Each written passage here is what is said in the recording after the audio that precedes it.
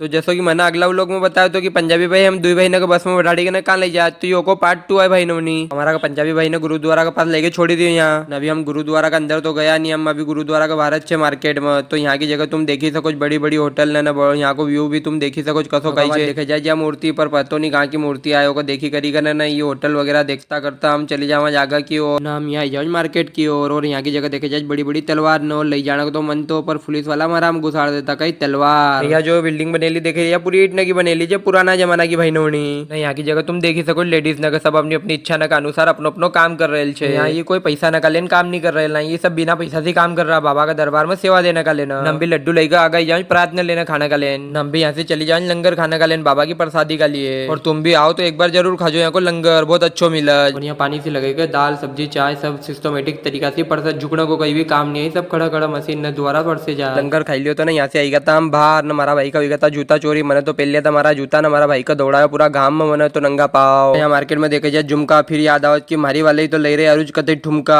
न यहाँ की जगह पतो नहीं कहीं काय का मुंडा देखे जाए उनका देखते हो करो तो हम भी बड़ी शान से आई जाओ जागा की ओर यहाँ की जगह तलवार तो खूब पसंद आई रही थी पर कई करूँ कभी लई करी कहीं जातो न कहीं काका काटी करी का फेंकी आओ तो तारू दिक्कत हुई जाती मारा का वीडियो अच्छा लगे हो तो लाइक भी करी देजो ना फॉलो भी करी देजो तुम्हारा ही साई बाबा का साथ में।